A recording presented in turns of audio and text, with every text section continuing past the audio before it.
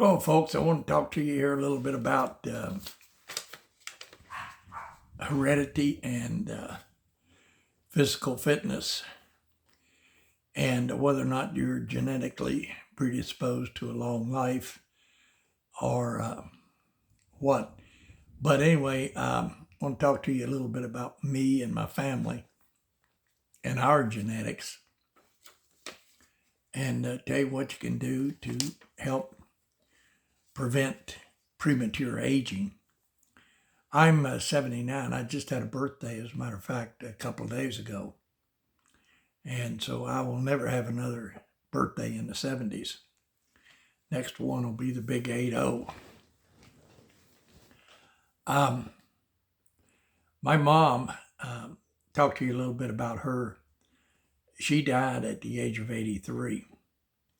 She was born in May 1924, and she died May 2007, which is about 20 years ago. She was 83 years old. Her grandfather, or her father rather, my grandfather, died at 99 and a half years old. He was born in June of 1892, and he died in November of 1991. That'd be about 30 some years ago. So my mom died at 83. He died at 99 and a half. So based on genetics, she had another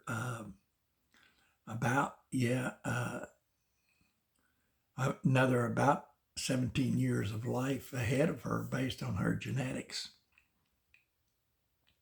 But what happened is she did not take care of herself.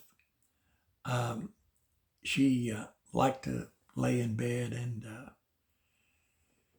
would not get out and exercise. I got her and Dad out to exercise some back in the early 2000s, right around 2000. They died in 2007. It's a little funny story because I got them out and was exercising them. And I'd go out and jog, and they'd go out and walk. And I'd pick them up, take them out, and then I'd bring them back to the house. And we'd done that for about a month and a half or something like that. She told me, she said, Jerry, she said, there's something to this exercise. She said, I used to go out to Walmart.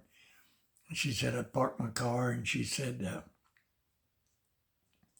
I'd walk up to the front entrance, and they had a bench there. And she said, I would have to sit down to get my breath before I got up enough strength to go back and pick up my prescription. But she said, since I've been exercising, she said, I can park my car and I'll walk right on back there and get my prescription and then walk right on back out to the car. So she said, there's something to this exercise.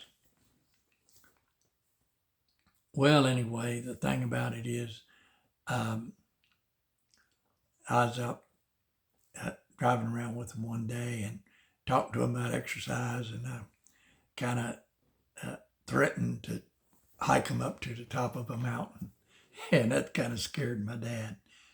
And after that, they got to the point where they would not go out with me to exercise. I'd call them, and they'd say, and it was funny, they'd say, well, I think it's going to rain. I felt a raindrop a while ago. Or I'd call them and they'd say, well, it's too windy out there, or it's too hot. There was always some excuse. And people always have some excuse for not exercising. One of the biggest ones is, and my mom used to say this too, we get enough exercise around here at the house. Pitiful thing about my mom is that when she died at the age of 83, she could not walk from the bedroom to the kitchen. I mean, she laid in bed so much, and she sought comfort. And if you seek comfort, that leads to premature aging. In other words, if you don't want to walk, if you don't want to exercise, if you don't want to put out a little effort, if all you want to do is be comfortable, sit down all the time and eat whenever you want to eat and everything, it's going to lead to disability and premature aging. That's just the way it is. You got to get out and sweat. You got to get out and walk, even though you don't want to. You need to do that. Human beings throughout history, throughout prehistory, I should say, we've been running from predators and walking up mountains and having to exercise to survive. But now with modern day society and everything, people can, once they get older, they can get in their house and just sit down and do nothing. And that leads to them not being able to do anything. If you don't get up and walk, pretty soon you're not going to be able to walk. That's the bottom line. And that's what happened to my mom. She got to where she couldn't walk from the bedroom to the kitchen. I mean, it was really pitiful. And tell you a little bit about my dad. He died at age 88. He was born in 1918, died in 2007. My mom and dad died about 3 weeks apart. My dad died in early May, and about 3 weeks later, my mom died.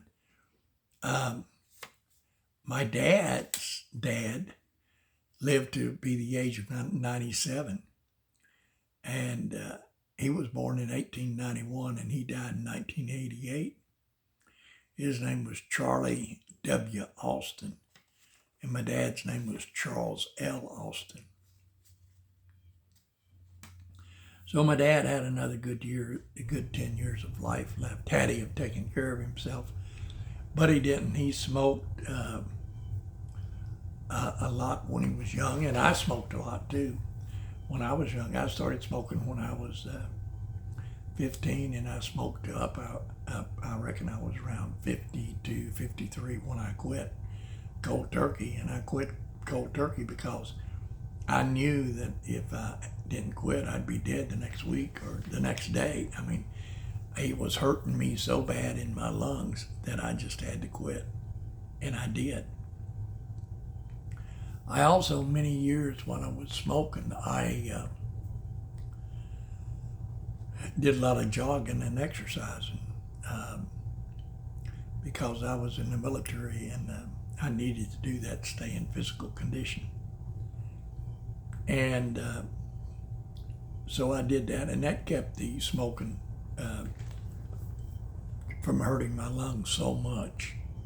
If I hadn't have done that, I probably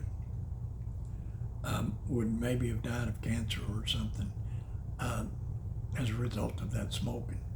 But my dad smoked, and he never did exercise or anything. Both my mom and dad, they got shingles. And they shouldn't have, because my mom was a registered nurse. She got certified as a registered nurse. And they should have known to get shingle shots and pneumonia shots, but they didn't. So they both, in later years, suffered immensely from the shingles. And my dad was, last couple of years of his life, he was on oxygen full time, and he was on breathing treatments. So, I mean, he was really, really bad shape. My mom and dad both were really, really in poor condition when they died. And they didn't have to be. They could have continued to exercise. Like I said, I was taking them out, but they chose not to. So they chose to continue down this path of no exercise, and it led to an early death, and it led to their disability, or continuing to be more and more disabled as time went along. So they chose that lifestyle. And what happens, a lot of people, when you get in your 50s or 60s or even in your 40s, people don't exercise. And what happens is because they don't, they continue living, but they don't live a very high quality of life. If you want to live a high quality of life, get out and hunt and fish and hike and enjoy the outdoors, and go play with your dogs, and take your children on hikes and grandchildren on hikes and things like that, then you need to have a certain amount of physical fitness. You can also get out and bowl and get out and dance and get out and do other things and have an active lifestyle. So it's your choice whether or not you want to do that. My grandfather, Henry Rice, he got bucked off a horse when he was like 88 or something like that. He never did ride a horse again. But he kind of deserved to get bucked off a horse because he was mean to animals. He believed to have absolute control over them. And this one animal, this horse he was riding, was kind of high-spirited and bucked him off when he was like 88 years old. But he lived a real active life. Like I say, he was 88 years old riding a horse. And there was a guy on TV, one of these green zones that they talk about where people live a long, long time. And there was a guy that was 100 years old, and he was riding a horse and herding cattle. So, I mean, it's just a matter of staying active. If you stay active, then you can live a long life and be active right on up until the day you just drop over and don't work anymore, or you go to sleep and just don't wake up. You can continue to drive. You can continue to get out and dance and get out and bowl and get out and hike and do lots of things. It's just a matter of choice. I mean, if you want to sit home and just sit on your rear end and not do anything, I mean, you can do that, but you will age more rapidly and you will become more and more disabled, more or less able to do things. So it's your choice, whatever it is you want to do. I highly recommend that people start exercising and they get off their butts and get up and get outdoors, and also that they start like some sort of exercise program. For years I've been doing 10,000 steps a day. I got a Fitbit watch here. That Fitbit is probably about my 5th or 6th Fitbit. I've gone through them over the years. They last for a couple of years and then you got to get another one. But I do 10,000 steps a day, which is about 5 miles. And sometimes I don't want to do it. Sometimes I want to lay in bed all day, but it's very important for me to push myself and get up and actually work and exercise. So anyway, I'm coming up on 15 minutes here, so I want to go ahead and shut this video off. So I urge all of you to get up and start exercising. And if you got older parents, try to take them out for walks and try to get them out exercising as much as you can. It'll keep them from getting more and more disabled as they get older. So anyway, I hope this helps, and I wish everyone an active lifestyle and a long life. So please subscribe to my videos. I certainly would appreciate it. Thank you, and you folks have a nice day.